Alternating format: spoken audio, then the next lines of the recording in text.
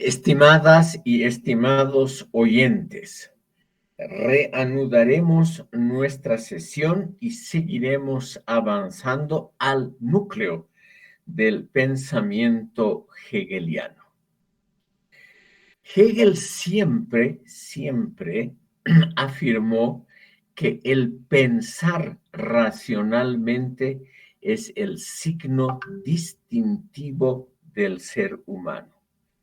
Él estuvo en contra de las tendencias románticas que ya se habían iniciado a comienzos del siglo XIX y contra la tendencia de que la intuición, lo irracional, es lo más importante. Por lo tanto, y esto es bueno saberlo, Hegel estuvo contra la religiosidad popular. Para él, en esto igual que Kant, para él la verdadera religión era algo sin ritos, sin instituciones y sin jerarquías. Por lo tanto, no le interesaban, no es que haya condenado, pero simplemente no creía que era signo de progreso intelectual el alabar la religiosidad popular, las procesiones, los ritos, los sentimientos colectivos que afloran muy claramente en el ejercicio de la religiosidad popular. También estaba en contra del misticismo y de elementos místicos en la filosofía. Estaba en contra de lo que él llama las falsas profundidades de la mística, contra las profundidades que no pueden ser expresadas, verbalizadas claramente en el lenguaje. Él estaba en contra de esa mística romántica que empezó a difundirse poderosamente desde la Revolución Francesa. Y él, por eso les he puesto los conceptos en la pizarra del chat, hizo una distinción que todavía hoy es muy importante en la filosofía alemana entre la comprensión, el entendimiento simple, el entendimiento separado de la especulación filosófica, que él lo llamó Verstand, palabra alemana que significa lo mismo que entendimiento o comprensión. Y contra esa fase simple, elemental del pensamiento, él contrapuso la verdadera razón, obviamente la razón que él expresaba y representaba, que en alemán se llama Vernunft. Como ambas empiezan con el prefijo ver, en alemán es muy usual el contraponer el entendimiento simple, la comprensión elemental a la cual todo ser humano puede llegar, de la razón, de la especulación compleja, de la dialéctica que es integradora. En cambio, el entendimiento separa lo que quiere conocer de otros fenómenos aledaños. Separar, discernir, es algo muy similar a lo que significa analizar, o sea, desmenuzar. En cambio, Hegel cree que lo más importante es la razón pura, esa razón compleja, integradora y superadora de contradicciones, que es el elemento central de su lógica. Por lo tanto, permítanme, estimado público, mencionar justamente la base de su gran obra de 1806, La Fenomenología del Espíritu. La obra fue concluida ese año, fragmentos publicados en 1806 como libro completo algo posteriormente.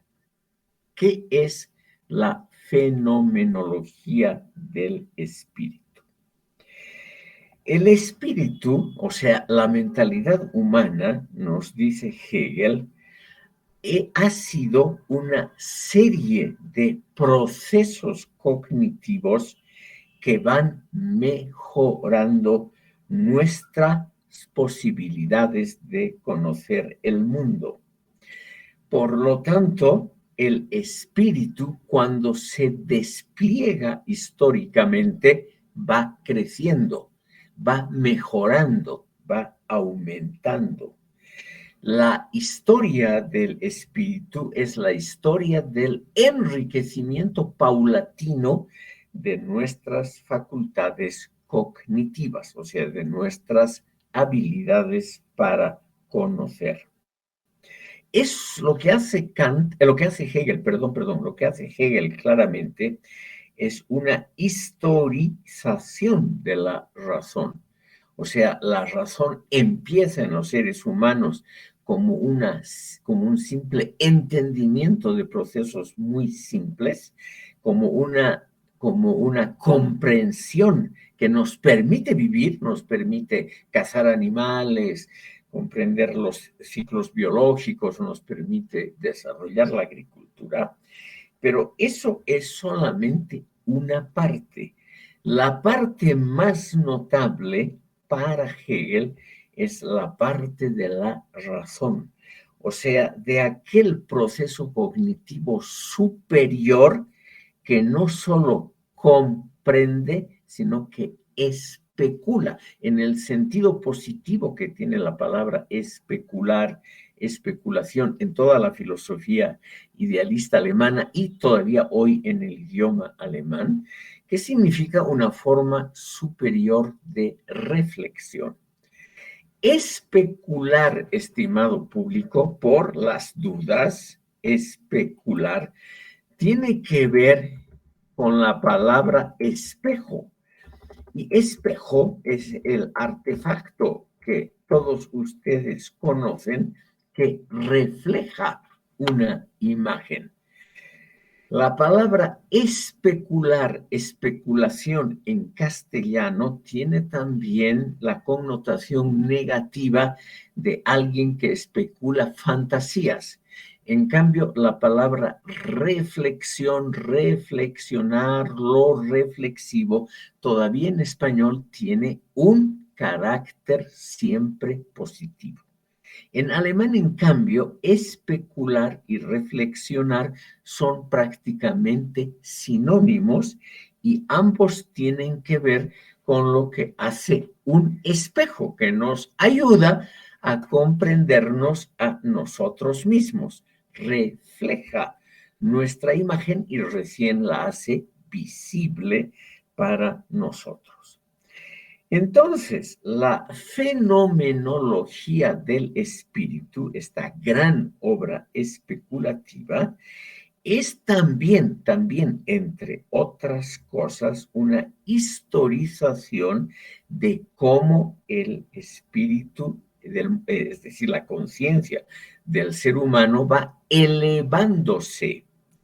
En la propia fenomenología del espíritu no hay una absoluta claridad conceptual. O sea, se usan los conceptos de esas gradas, de esas escaleras, de esos peldaños de la especulación, de la reflexión, se los usa, Hegel los usa a veces de manera arbitraria. O sea, usa, por ejemplo, espíritu, religión, etcétera, a veces en un sentido y a veces en otro. Lo importante, estimado público, para comprender la fenomenología del espíritu es no, yo sigo aquí a Jürgen Habermas, no es pensar en términos estrictamente y severamente conceptuales, porque realmente Hegel hace una pequeña confusión sin darse cuenta, sino la idea central. Y la idea central es muy simple, pero muy importante. El espíritu humano, nuestra conciencia, hace un desarrollo y ese desarrollo tiene etapas siempre ascendentes. O sea, empieza con la certeza sensorial, con la seguridad que nos da el conocimiento por medio de los sentidos, pero eso es solo, como dice Hegel, un aquí y un ahora, es decir, él se expresa de la siguiente manera: el conocimiento sensorial es pobre y abstracto, no tiene la calidad y cualidades de las etapas superiores de la reflexión. Ahora, es necesario, obviamente. Eso es en toda la filosofía hegeliana, estimado público, lo importante. Por más que el comienzo de la especulación, que comienza con la certeza sensorial, por más de que sea fundamental e importante como un cimiento de un edificio, es solamente el comienzo, el principio de una construcción más elevada. El proceso va subiendo. El saber sensorial es rico en detalles y colores, pero pobre en conocimientos sustanciales, nos dice Hegel. Ese proceso va pasando por la conciencia moral, la conciencia jurídica, la estética, la religiosa y llega hasta el saber absoluto, que es el espíritu propiamente dicho. Es decir, el que se sabe y se reconoce como etapa superior. Cuando el ser humano se percata, se da cuenta de que ha avanzado peldaños. Entonces, estimado público, estos peldaños, como les decía, en toda la filosofía hegeliana y en esta obra específica, la fenomenología del espíritu, tienen diferentes denominaciones. Hegel, pese a que él se creía el espíritu más sistemático del mundo, el gran Hegel en su propia obra nos muestra unas cuantas disparidades terminológicas, pero que no son importantes. En una palabra, es una cosa relativamente simple. El proceso de la concientización pasa por peldaños de una construcción que siempre se va elevando sobre sí misma, es como una escalera que se construye sobre los peldaños inferiores. Ahora, como les decía, hay una conciencia moral, una conciencia jurídica, una estética, una religiosa, y va pasando así hasta el saber absoluto, la autoconciencia. Ese término también es ambiguo en la fenomenología del espíritu, la autoconciencia, porque en algunas partes parece significar la etapa más elevada y en otras simplemente un peldaño como otros. De todas maneras, el camino del conocimiento es una senda que sube una montaña.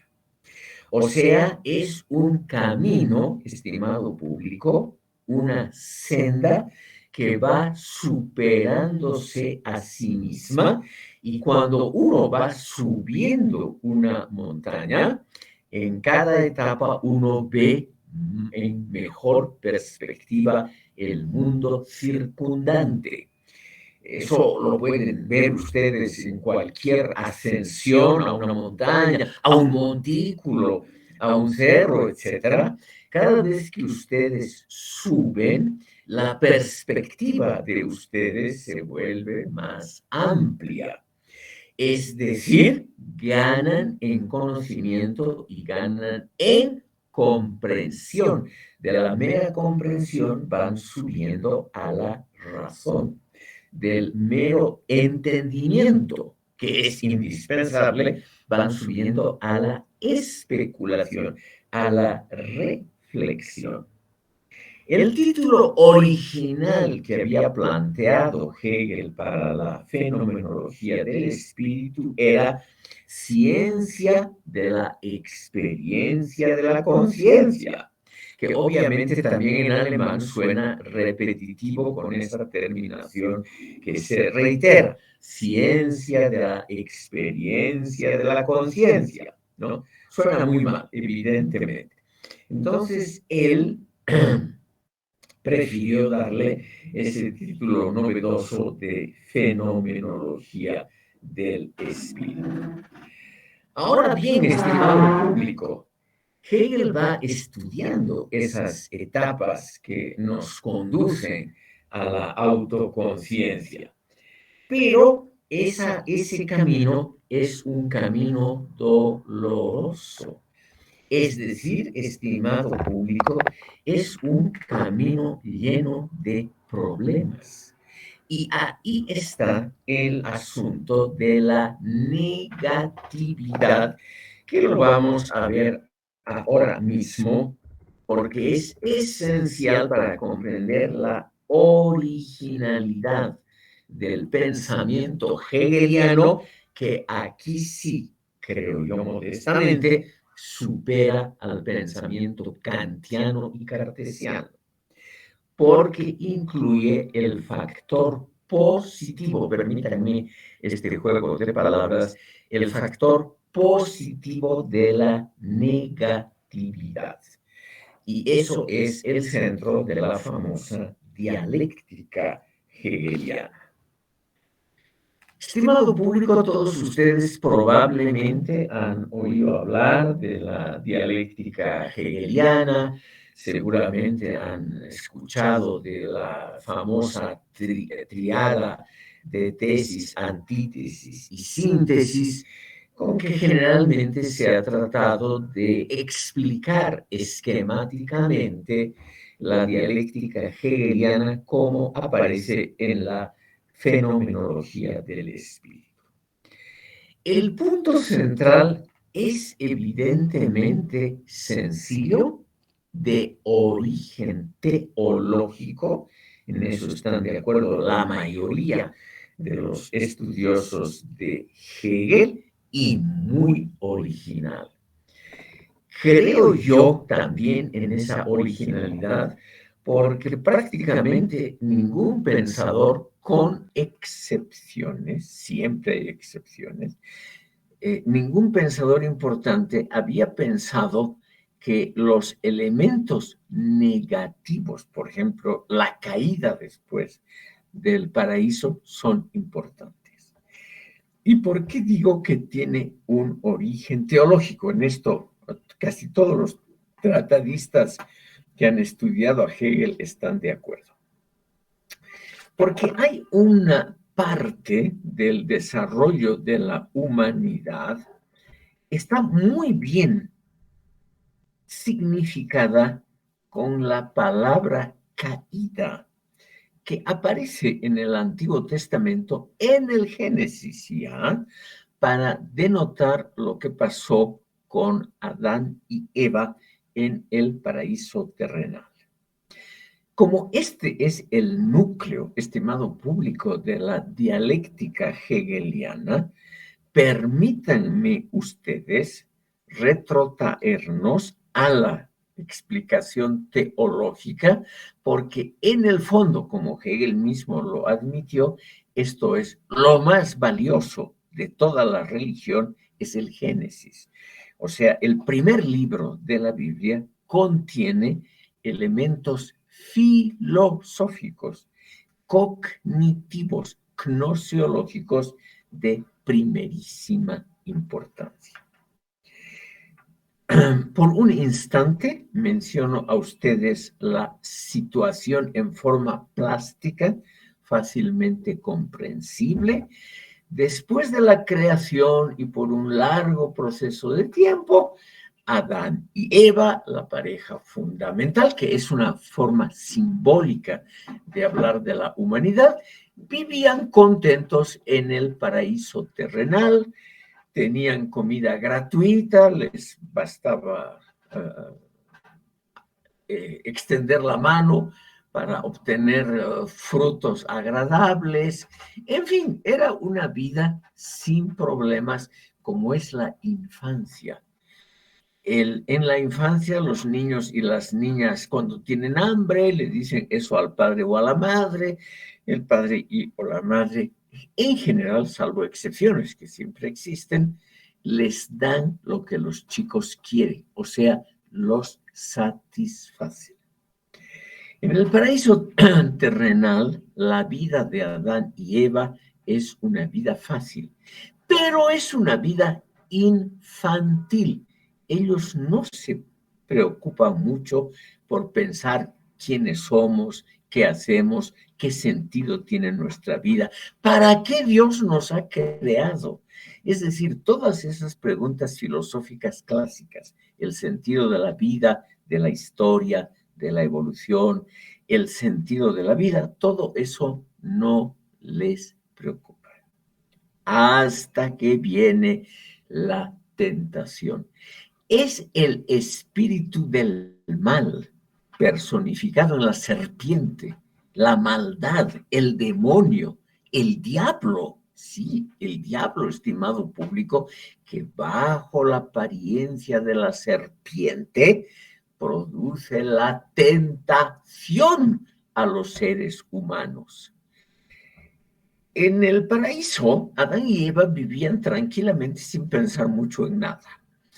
Pero había una prohibición que les dijo Dios que era absoluta, o sea que no permitía excepciones. No comer del árbol que estaba en el centro del paraíso, el árbol del bien y del mal, el árbol del conocimiento. Dependiendo de la traducción, estimado público, este árbol es calificado en castellano como el árbol del bien y del mal, debido a las traducciones desde la época del Renacimiento, pero en otros idiomas, como en alemán o en inglés, este árbol se llama el árbol del conocimiento, que me parece más exacto para explicar lo que viene. O sea, Dios les había prohibido conocer, por lo menos conocer mucho, hacerse preguntas incómodas. Esa es la infancia. O sea, en la infancia nosotros no nos hacemos preguntas incómodas, pero tampoco conocemos mucho. En la infancia nunca nos hacemos preguntas, ¿qué sentido tiene la historia? ¿Qué sentido tiene nuestra existencia? Etcétera, etcétera. ¿Cómo ocurre la tentación? La tentación ocurre cuando la serpiente le dice a Eva, comed del fruto prohibido y seréis como Dios, conocedores del bien y del mal. O sea, ¿qué es lo bueno, qué es lo malo? Como ellos son infantiles, Adán y Eva, ellos no saben lo que es el bien y el mal. Ellos actúan simplemente comiendo, alimentándose, jugando y punto. Ellos no se hacen reflexiones éticas, qué es el bien o qué es el mal. Entonces, la idea de ser como Dios, de ser como el Padre, realmente interesa primero a Eva, que es la que seduce a Adán a probar del árbol del bien y del mal. Y realmente prueban ese fruto. Y en el acto conocen. En el acto, estimado público, se dan cuenta, por ejemplo, de algo que no se habían dado cuenta antes, que estaban desnudos y sienten vergüenza ante Dios, ante los animales y ante sí mismos. Y se empiezan a cubrir con hojas de parra, así dice el Génesis. Al darse cuenta de que estaban desnudos, significa lo mismo que darse cuenta que estaban desprotegidos. Se daban cuenta en el acto que había muchas cosas que ellos no conocían. Como incumplen el único mandamiento divino, Dios por medio del arcángel Miguel y su espada flamígera, los expulsa del paraíso. Y desde entonces bajan a la tierra, bajan, por eso es una caída, bajan a la tierra y tienen que ganarse el sustento diario con el sudor de la frente. Entonces, estimado público, el conocer significa sacrificio, dolor, esfuerzo, y eso es así. Pero esa caída es importante, según Hegel, porque sin ese elemento negativo, toda caída es algo negativo, es una decadencia, una declinación, es un precipitarse a algo inferior.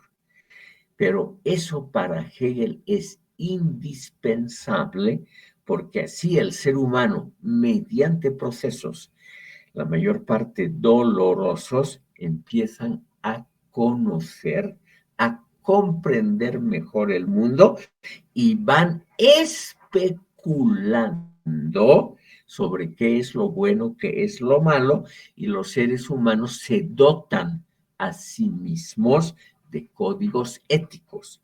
Los más elementales, por ejemplo, en el Incario había 3 reglas, el código ético de judíos y cristianos es el decálogo, 10 puntos. La tabla de los 12 elementos en el comienzo de la época romana tiene 12 puntos. Y así, estimado público, en forma muy elemental al comienzo, el ser humano va dándose un código ético porque comprende que no puede actuar como él quisiera, por ejemplo, robando la propiedad ajena, deseando la mujer del prójimo, etcétera, etcétera. Me refiero a los mandamientos contenidos, a los elementos contenidos en los mandamientos 6º y 9º. Entonces, el ser humano se dota de códigos, los primeros, los éticos, luego se dota de códigos estéticos, o sea, los gustos, me gusta, no me gusta, con eso nace el arte, y de eso se deriva también la creación de religiones y luego de sistemas filosóficos. Entonces, en una palabra, tenemos lo positivo, la tesis, el paraíso, la vida cómoda pero infantil. Tenemos la antítesis, la caída, el sacrificio, la vida durísima, y tenemos la síntesis, que es el conocimiento pleno pasando por el campo doloroso de la caída. El gran mérito, reitero, estimado público, porque este es probablemente el punto absolutamente central. El gran mérito de Hegel, subrayado por Marx, es habernos dado cuenta de lo positivo de lo negativo. Es decir, el habernos dado cuenta de la importancia, de la relevancia de los elementos de la antítesis, de lo negativo, de la caída, del dolor, del sufrimiento, para conocer mejor, para construir más adecuadamente, etc. Ya por esto, por haber otorgado su enorme importancia a la negatividad, al dolor, al sufrimiento, no es el único, pero es el más sistemático. Hegel merecería estar entre los más grandes filósofos. Solo por eso, estimado público, ya es realmente un avance muy notable sobre lo que había antes. O sea, reitero, el reconocimiento de la negatividad, del dolor, del sufrimiento, de la caída, como parte esencial de la vida humana en general y del conocimiento científico, filosófico, etcétera, en particular. No hay duda. estimado público, de esa enorme importancia. Entonces, ¿qué está haciendo el ser humano? Ha tenido que pasar por esa etapa del sufrimiento y del dolor para conocer mejor. Hegel da a lo largo también de sus cursos muchos ejemplos sobre ello. Y de ello se deriva, estimado público, en la fenomenología del espíritu, un pequeño acápite que las generaciones posteriores lo han considerado el núcleo de la fenomenología del espíritu, aunque no es necesariamente así. Es la dialéctica entre señor y siervo, muy utilizada en el fondo por Marx, por todos los pensadores posteriores, y que tuvo en el siglo XX un gran renacimiento, sobre todo por la obra de los pensadores franceses. Les voy a poner un nombre que ha sido esencial para comprender el mundo actual.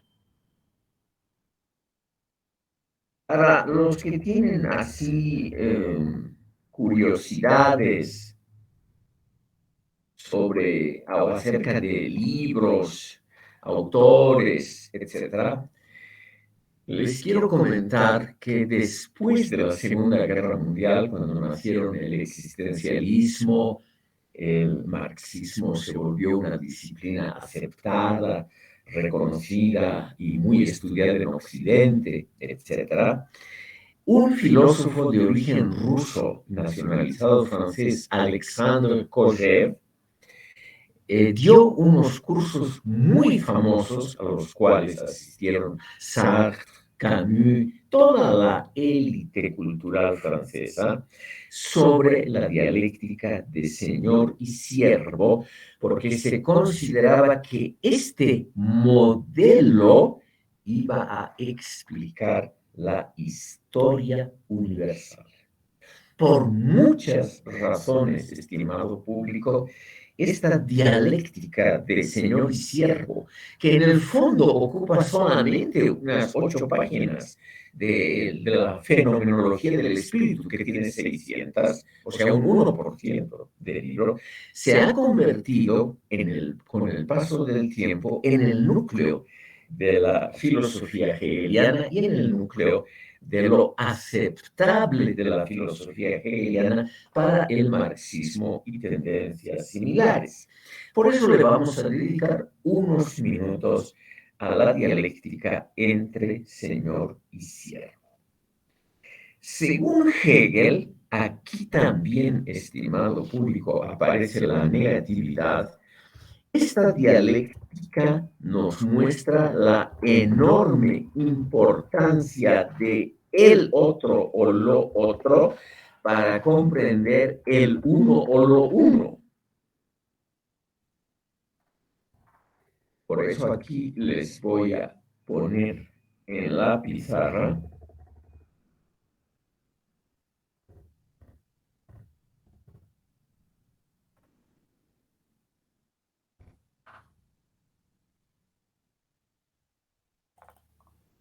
un segundo. Ya está. O sea, uno mismo, el uno, nosotros somos el o lo uno, solamente nos podemos comprender en referencia a el otro o lo otro. La autoconciencia, esa etapa superior del desarrollo de la conciencia, según Hegel, se consigue cuando uno toma conciencia de la relevancia de lo otro o de el otro para comprenderse a sí mismo. ¿Qué es el otro? El otro es una forma alienada de el uno. El uno se desprende o se mira críticamente a sí mismo, se mira críticamente en el espejo, se pierde a veces en el otro y se encuentra, o mejor dicho, se reencuentra a sí mismo en el otro.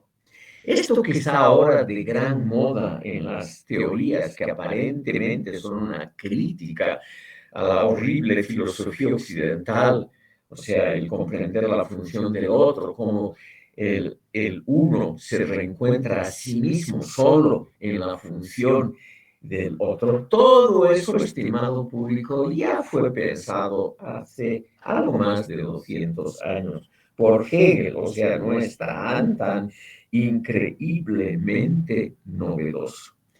El uno se mejora a sí mismo cuando toma elementos del otro.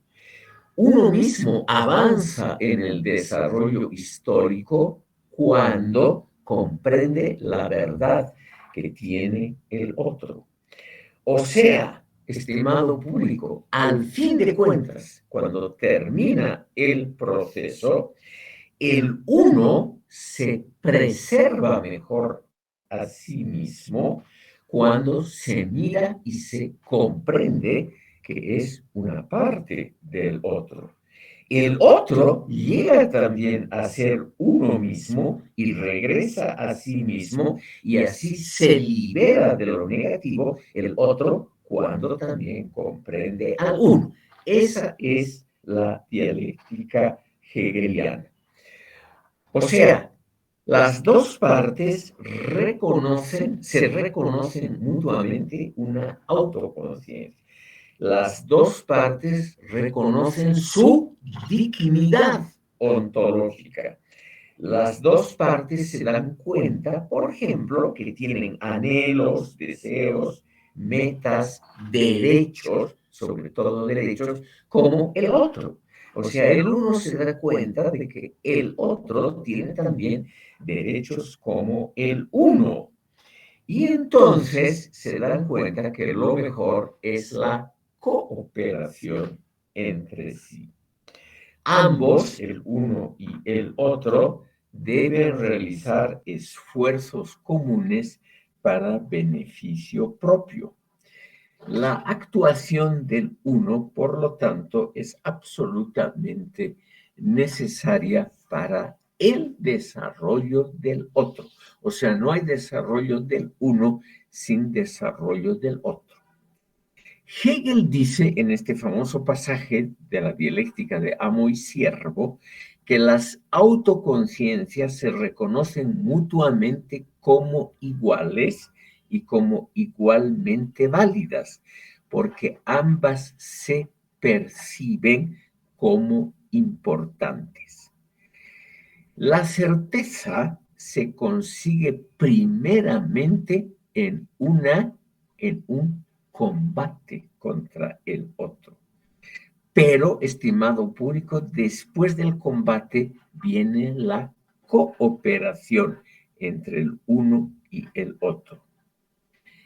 ¿Qué es el uno y el otro? En la dialéctica de amo y siervo está el amo, el señor, que al comienzo tiene una posición dominante. O sea, al comienzo, el uno, el señor, es el dominante, el autoconsciente de sí mismo, el autónomo, el que decide la vida del otro al comienzo.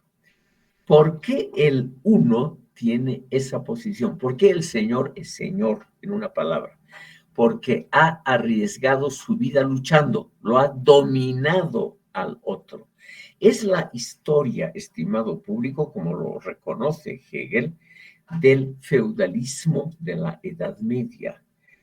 Los caballeros componen la clase dominante, los caballeros, porque en su vida militar, en su actividad bélica, ponen cada momento su vida en peligro, luchan, ganan una guerra, consiguen esclavos, consiguen siervos o por su actividad exitosa en la guerra, en las acciones bélicas, o al organizar un golpe de Estado para el rey o lo que sea, los señores han expuesto algo, o sea, han hecho un esfuerzo que les podría haber costado la vida, y a muchos les cuesta la vida, que periclitan sin remedio.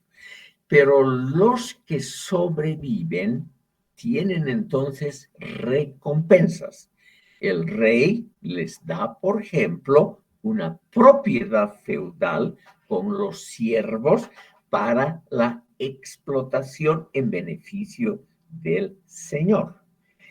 Entonces, el señor, según Hegel, es el para sí, el autónomo. El señor tiene conciencia de sí mismo, sabe que ha vencido, sabe que al vencer va a dominar a otra clase social.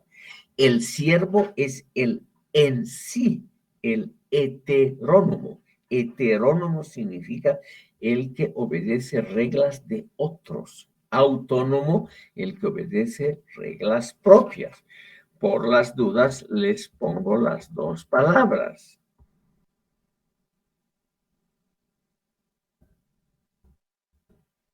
Ahí están, estimado público. Auto significa uno mismo en griego, hetero lo extraño. Entonces, el Señor se da sus propias reglas, el Señor es consciente de la historia, Él ha hecho la historia, ha expuesto su vida, ha sido recompensado, el siervo ha sido vencido o ha sido regalado por el rey, que en el fondo es lo mismo, es heterónomo, tiene que obedecer las reglas del otro, del Señor. El siervo lleva cadenas, el Señor lleva espadas. El Señor, al llevar espadas, tiene control sobre las cadenas del siervo. Como les dije, él consiguió ese poder con la exposición de la propia vida. Pero, el Señor vive entonces del trabajo del siervo. El Señor tiene una relación mediática con las cosas, no inmediata. El siervo tiene que trabajar al comienzo con las manos, sembrando, arreando el ganado, es decir, trabajando para el Señor físicamente. Por lo tanto, el siervo tiene una relación inmediata con las cosas de la vida cotidiana. En cambio, el Señor tiene una relación cada vez más mediata, o sea, más mediatizada por muchas cosas, como el trabajo del siervo con las cosas de la vida. El Señor tiene acceso a los placeres, el siervo tiene acceso al sacrificio. Pero al estar en contacto con la vida cotidiana, el siervo es el que va aprendiendo cada vez más, un proceso muy lento que dura generaciones, es decir, siglos. En cambio, el Señor está contento con lo que ha conseguido. El Señor se dedica a los placeres de la vida porque tiene la posibilidad de hacerlo. Tiene a los siervos que trabajan para Él. El Señor ya no aprende más. Entonces, aquí tenemos el caso muy interesante. El Señor domina, goza, tiene el goce estético, pero el Señor ya no tiene contacto con la vida cotidiana, con el trabajo, con la vida material, tiene una relación mediata, no inmediata, sino mediata con la vida cultural, con la vida natural, con el mundo natural y por lo tanto ya no aprende. En cambio, el siervo, aunque esté trabajando con dolor, aunque sienta el látigo del Señor sobre su espalda muchas veces, el siervo va conociendo y moldeando y por lo tanto conociendo íntimamente la realidad y mejorando sus instrumentos, mejorando sus procedimientos productivos, etcétera. El siervo, por lo tanto, es aquel que tiene una conciencia mucho más adecuada del mundo material y de las cosas que el Señor.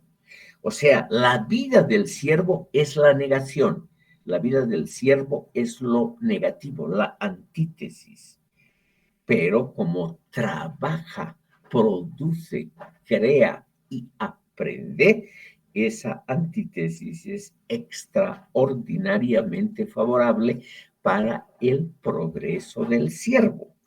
Y esto termina, estimado público, porque el trabajo da conocimiento y por lo tanto es el siervo el que conforma la clase que va a dominar el mundo, porque el Señor, el amo, se convierte en un parásito que llegado un momento ya no puede dominar al siervo. Entonces, el prestigio que tiene el Señor en un momento donde avanza la ciencia, lo que trabaja el siervo, que hace la base para el trabajo científico, simplemente el Señor ya no puede dominar eso, ya no conoce bien, ya no comprende las relaciones económicas. Y esto es lo que ha pasado durante la Revolución Francesa. La aristocracia terrateniente, que hasta 1789 gozó de muchos privilegios, gozó, por ejemplo, del privilegio de manejar el país. Solo nobles podían ser miembros del cuerpo diplomático y oficiales del ejército. Solo nobles eran aceptados en la corte, o sea, en el círculo íntimo del poder. Solo nobles, estimado público, tenían un gran prestigio social.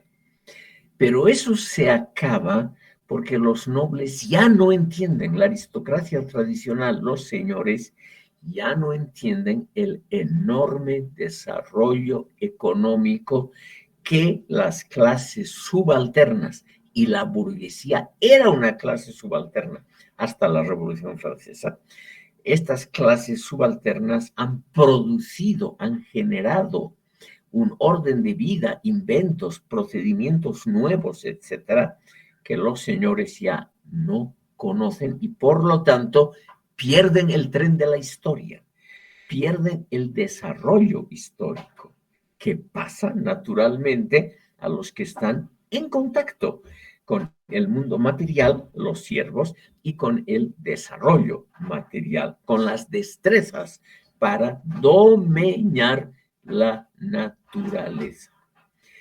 Los señores tienen todavía el reconocimiento, el prestigio. La nobleza en Francia tuvo un enorme prestigio social hasta la Revolución Francesa, pero ahí se termina. El siervo, por lo tanto, es aquel que pasa por las diversas formas de la autoconciencia. Una de ellas, el dominio sobre los procesos productivos, el dominio sobre la naturaleza.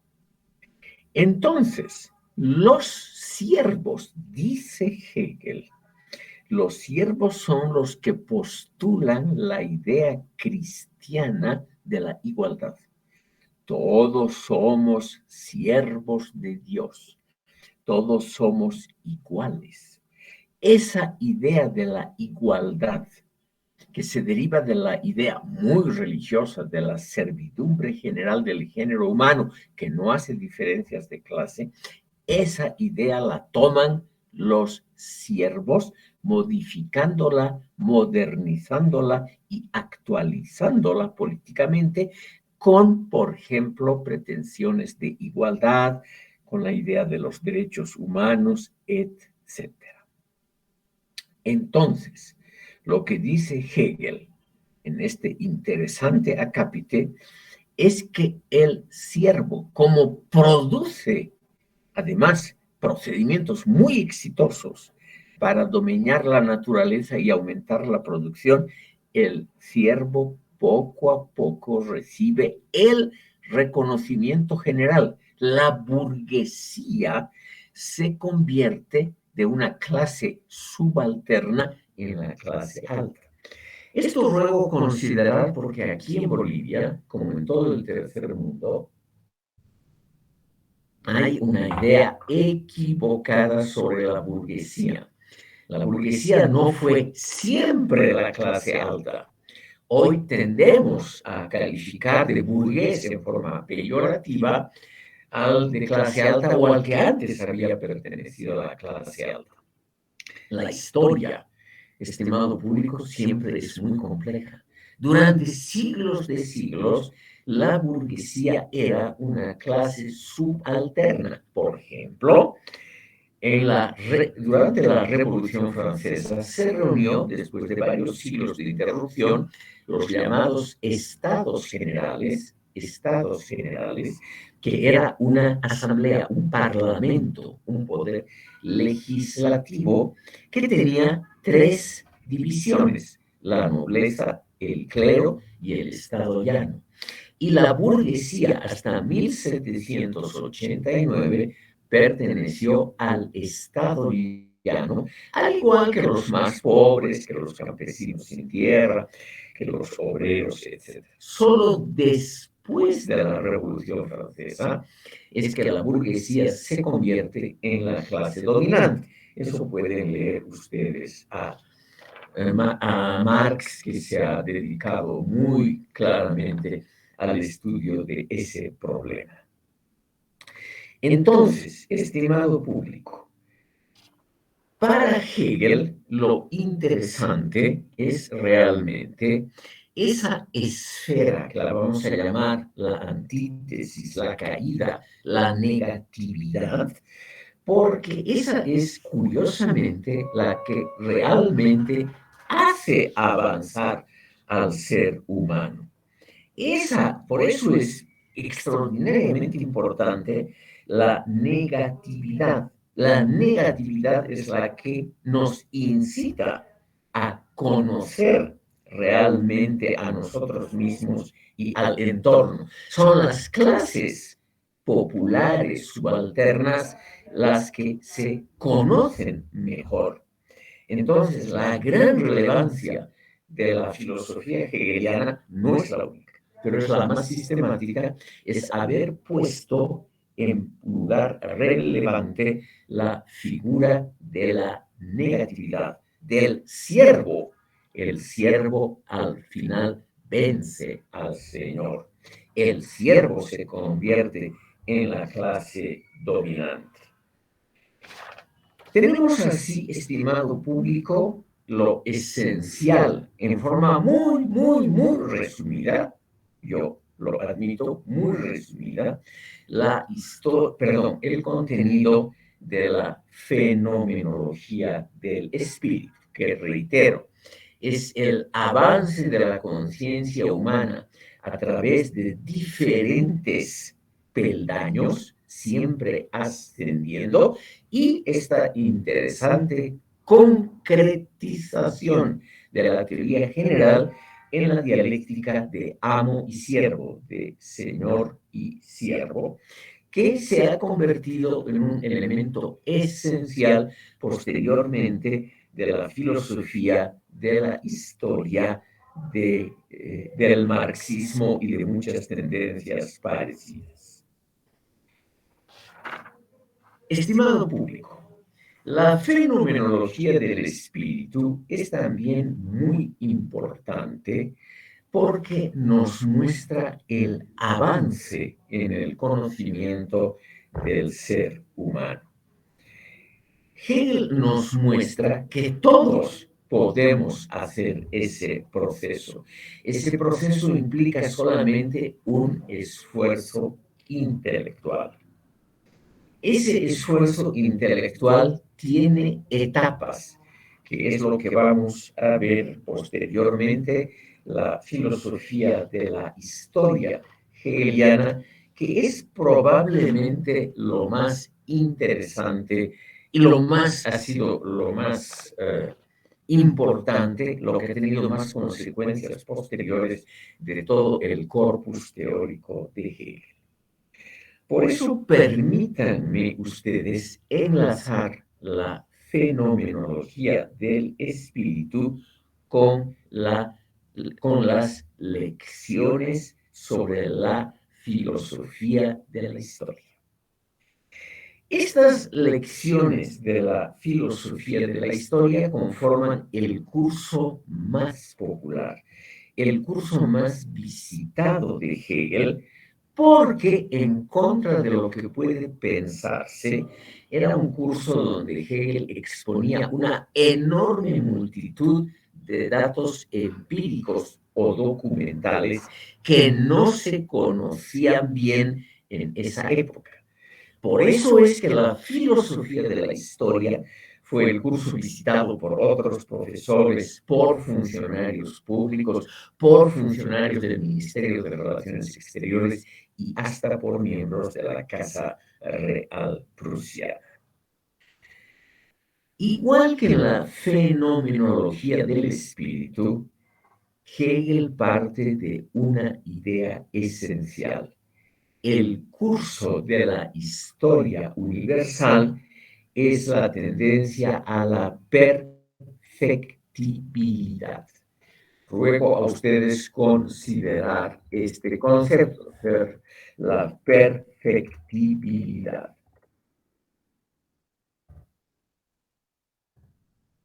Lo que significa, obviamente, un avance siempre positivo. Es decir, estimado público, hay seguramente un telos, una meta del desarrollo humano. Es lo que nos pone en el tapete de la discusión el filósofo Hegel. La historia no es cíclica, no es una historia casual y arbitraria. La historia está dominada por la razón. Una de las versiones taquigráficas que existen sobre estos cursos, como les digo, no es un libro que lo haya dado Hegel a publicidad, sino es sobre todo un curso del cual hay muchos apuntes taquigráficos. La taquigrafía era una forma muy rápida de escribir abreviadamente al dictado, que recién hoy con los modernos dictáfonos, grabadoras, etcétera, ha caído en absoluta decadencia. Pero durante los cursos de Hegel se hicieron varias versiones taquigráficas. Casi todas ellas concuerdan hasta en las comas, o sea, realmente hay una concordancia muy clara de los diversos manuscritos. Pero el prólogo es diferente según las diferentes versiones taquigráficas. Uno de los prólogos lleva justamente el título que les voy a poner en la pizarra, La razón en la historia.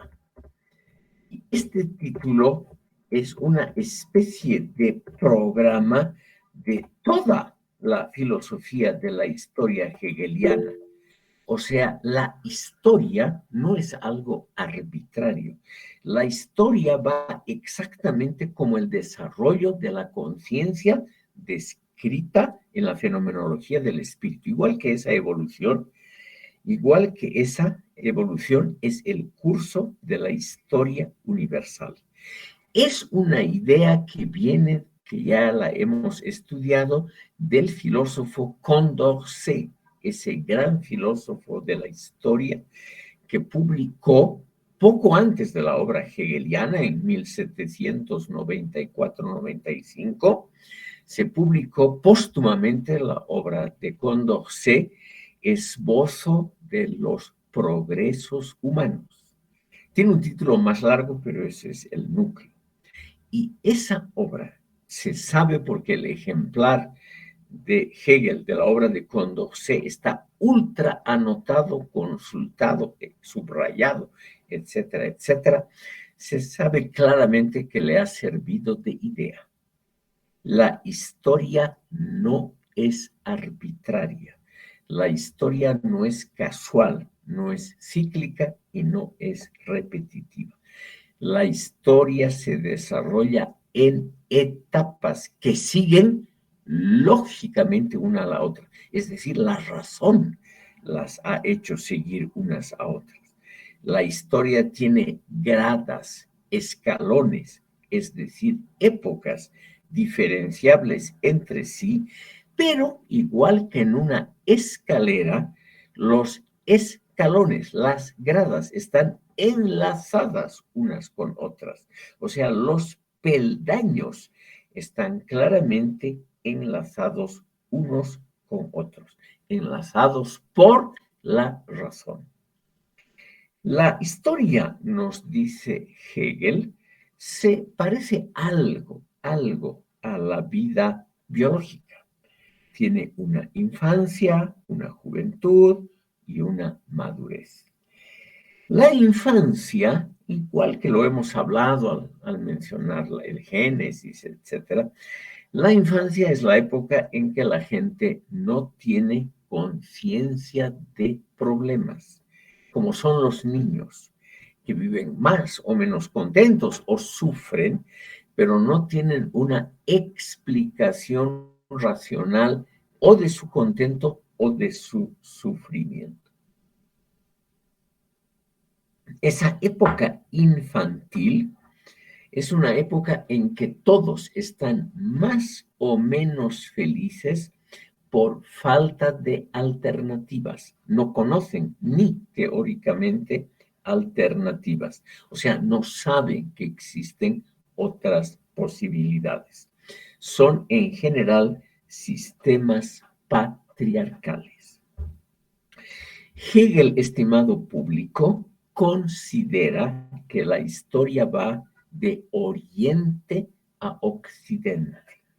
O sea, que empieza en la China, es así su obra, La filosofía de la historia, pasa por la India, sigue por Persia y Egipto, es la época de la infancia, luego desemboca en la época de la juventud, que es la historia de Grecia y Roma, y finalmente termina en la madurez, que es el mundo de Europa, sobre todo Europa occidental, el mundo germánico cristianizado.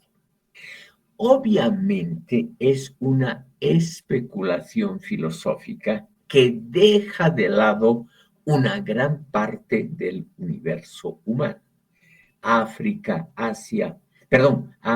una gran parte de Asia, toda Europa Oriental, España y Portugal. Y curiosamente, también los Estados Unidos no entran en la perspectiva hegeliana. Esto es, estimado público, lo esencial. Es una historia que privilegia algunas culturas mundiales y otras las deja a un lado como pueblos ahistóricos, o sea, pueblos que no tienen desarrollo histórico, que no progresan. Y ahí, como les decía, deja a una gran parte del mundo, toda Europa Oriental, todo el desarrollo de España y Portugal, toda América Latina, toda América del Norte. No menciona ni con una sílaba a Canadá y Estados Unidos, etcétera. Es decir, es obviamente una historia que podríamos llamarla parcializante, una historia claramente, estimado público, que no puede ser tomada completamente en serio por los habitantes de las regiones que Hegel deja a un lado. Pero él tiene una explicación para esto. Y él dice, he escogido solo algunas culturas porque son las culturas históricas que nos muestran claramente el avance en los peldaños de la evolución. Por eso él se permite dejar de lado los llamados pueblos ahistóricos porque no representan etapas de progreso, con respecto a otros pueblos. Es un punto obviamente muy controvertido. Yo simplemente los pongo estos puntos a consideración de ustedes, porque obviamente América Latina sale muy mal parada en la filosofía de la historia hegeliana por desprecio, por ignorancia, por lo que sea, simplemente no considera, tampoco América del Norte, no considera para nada esto.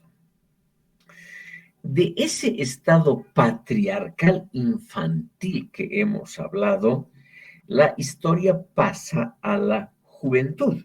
Y para Hegel, la juventud es de la historia, de toda la historia, está representada por dos modelos, el griego y el romano, nada más. Y de ahí pasa a la época de la madurez, que culmina, oh sorpresa, en la Prusia de 1830 y en la cabeza del señor Hegel. Ese mundo cristiano, ese mundo germánico cristianizado, donde el espíritu vuelve a sí mismo, ya no es solo en sí y para sí, sino es en y para sí. Ese mundo es el mundo de la reconciliación. Es el mundo donde el espíritu objetivo y las esperanzas subjetivas se reconcilian y logran algo que es paradigmático y modélico, y que para Hegel es obviamente el estado para el cual él trabaja, o sea, el estado prusiano de alrededor de entre 1820 y 1830. Un estado que, hablando claramente, estimado público, no tenía el nivel de Francia y Gran Bretaña. Ese estado prusiano, hasta la muerte de Hegel en 1831, mejor dicho, hasta 1849, Prusia no tuvo constitución, no tuvo régimen libre de partidos políticos, no tuvo libertad de prensa. Es decir, estimado público, era un estado mucho más atrasado que Francia, Bélgica, Holanda, Gran Bretaña, etcétera, etcétera. Pero Hegel creía, vamos a ver después por qué, Hegel creía que Prusia, por ser el estado por ser el estado que respetaba las leyes y el derecho existentes, aunque no hubiera constitución ni parlamento, él creía que ese era el régimen ideal. Y aquí, obviamente, hasta sus propios alumnos lo han criticado, hasta sus propios alumnos, porque esa defensa de la Prusia monárquica preconstitucional realmente no ha sido algo razonable. Pero de todas maneras, Hegel tenía algunos argumentos no muy sólidos para justificar su decisión de que la historia avanza de oriente a occidente. El principal argumento de Hegel es que así es el curso del sol. El sol en todas las culturas se levanta en el oriente y se pone en el occidente. Además, según Hegel, solamente cuando ya hay un recorrido muy largo, cuando ha habido mucho sufrimiento, cuando el ser humano ha experimentado muchos modelos de organización, cuando el ser humano ya ha hecho un largo recorrido por la historia, solo en ese momento se pone a reflexionar sobre su evolución. ¿Por qué Prusia es lo más civilizado, según Hegel? Porque está en el crepúsculo de la historia. Él mismo admite eso. Está en el atardecer de la historia. Y es en el atardecer cuando uno descansa en la noche o al anochecer, cuando uno empieza a reflexionar sobre lo que ha hecho durante el día. La filosofía de la historia, entonces, según Hegel, es como el vuelo de la lechuza, como el vuelo de este notable pájaro. Según ha declarado Hegel en varios pasajes, por ejemplo, también en el prólogo a la filosofía del derecho, la lechuza, que desde la época griega es el símbolo de Atenas, en las monedas atenienses siempre estaba una lechuza porque era el símbolo de la sabiduría, es una idea, estimado público, altamente controvertida. Tal vez es un pájaro muy tonto, yo mismo no sé de biología, no puedo opinar. Pero para Hegel, como para los griegos clásicos, la lechuza era el símbolo de la sabiduría. Y ese pájaro, la lechuza, empieza su vuelo, o sea, su cacería, su reflexión, todo eso, la lechuza empieza el vuelo siempre al atardecer. Hegel nos dice, el ser humano empieza a reflexionar sobre sí mismo, sobre lo que ha hecho en el día, etc., cuando anochece, cuando tiene un minuto para descansar. Entonces ahí recién el ser humano hace conciencia de las actividades de la jornada y esa imagen individual cotidiana la transpone Hegel al mundo espiritual, al mundo de la historia como una unidad completa. Y nos dice, justamente cuando llega el crepúsculo en Prusia, en Europa Occidental, ahí recién, con Dorset, dice, y yo mismo empezamos a reflexionar sobre el curso y los resultados de la historia.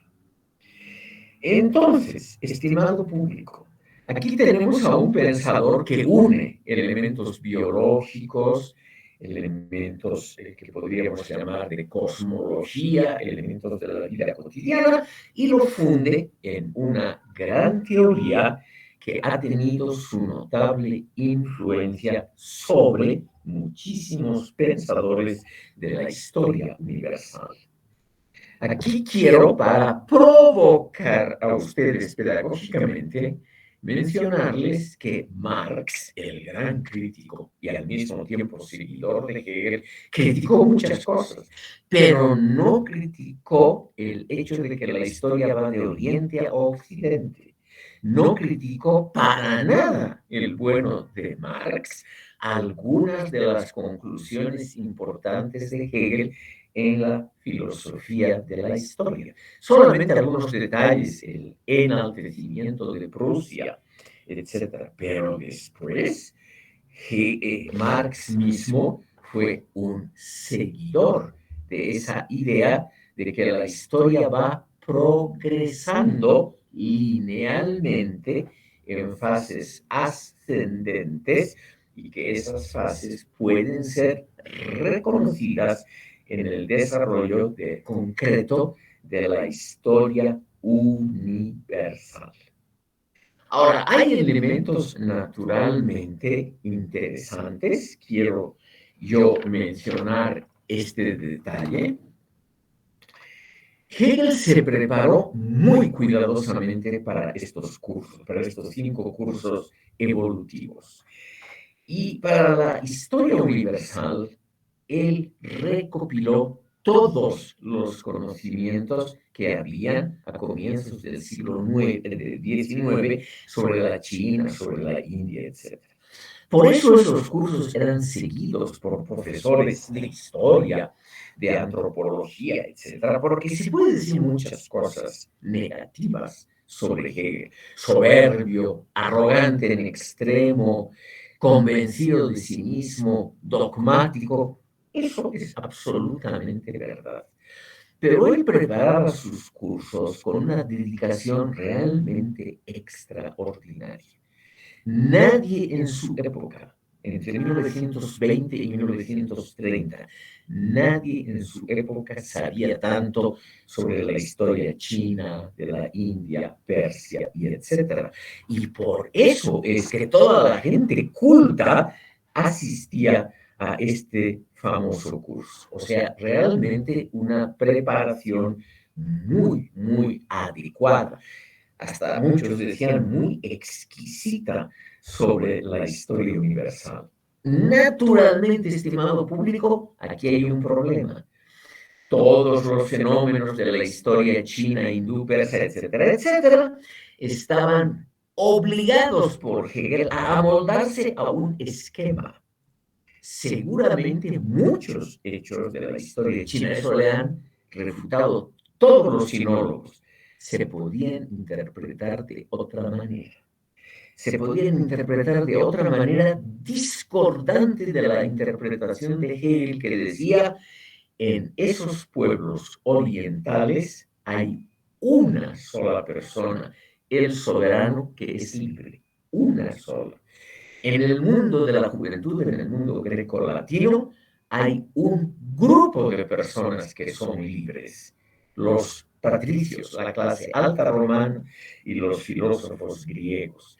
Y en el mundo germánico cristianizado, decía Hegel, todos son libres, porque el cristianismo es la religión de la igualdad y de la libertad. Todo esto, estimado público, es altamente controvertido.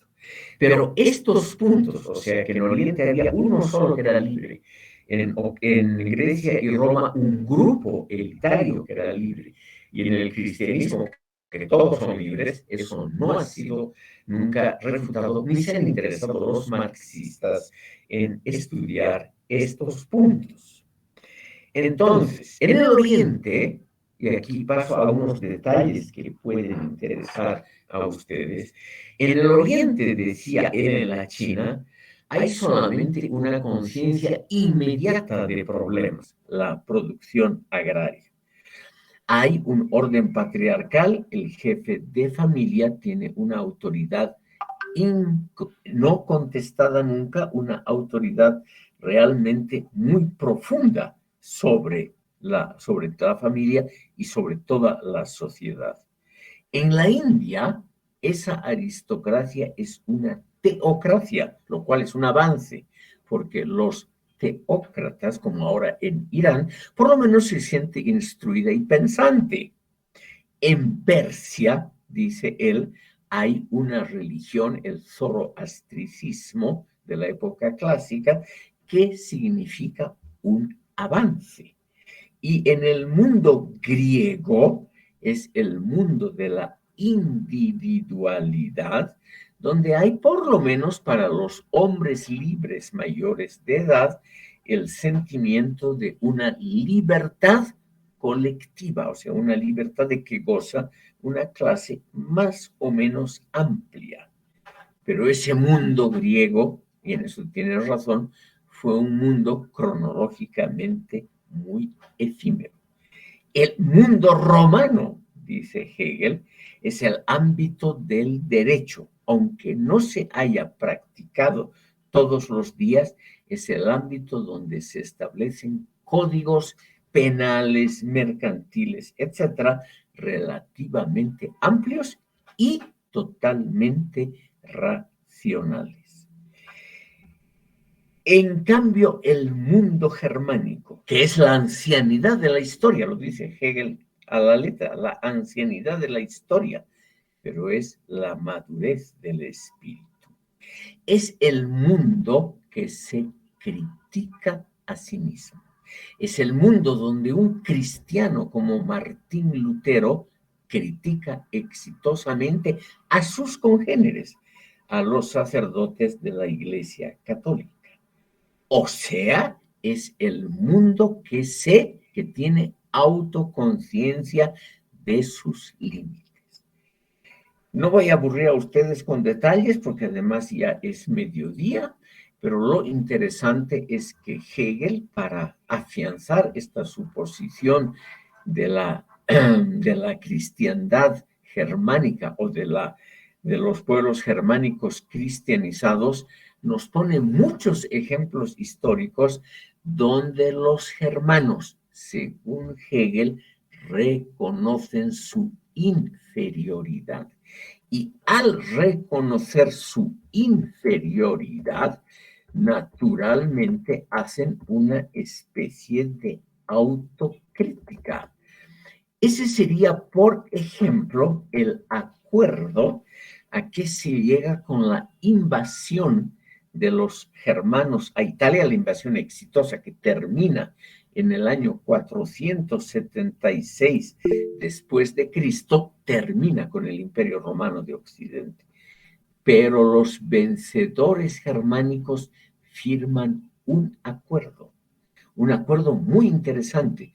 Se quedan solo con un tercio de casas, propiedades agrícolas, minas, etcétera, y mantienen 2/3 y a la burocracia consular romana, porque reconocen que los romanos saben administrar mucho mejor que ellos la hacienda pública, respetan el idioma. No es así que los italianos aprenden idiomas germánicos, sino que los germanos aprenden latín o derivados del latín, y los germanos son los que no imponen sus religiones, sino que el romano impone su religión cristiana a los otros.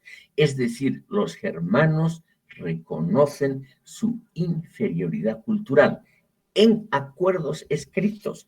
Y eso para Hegel es la demostración de que la cristiandad germánica es la superior en el desarrollo histórico porque tiene claramente el espíritu autocrítico. Estimado público, pregunto si hay tal vez alguna pregunta, duda, sugerencia, lo que ustedes quieran. Les estoy poniendo otra vez mi dirección electrónica en la pizarra para que ustedes me envíen ya en estos días, lo más tardar el 11 de noviembre, sus trabajos, los que quieran una calificación. Como creo que no hay ninguna duda, etcétera, entonces, estimado público, yo me despediría y nos veríamos el próximo martes. Que tengan una buena temporada. Hasta luego. Buenas tardes. Hasta luego, doctor. Hasta luego. Hasta luego. Que vaya bien. Hasta Hasta luego, doctor. Hasta luego.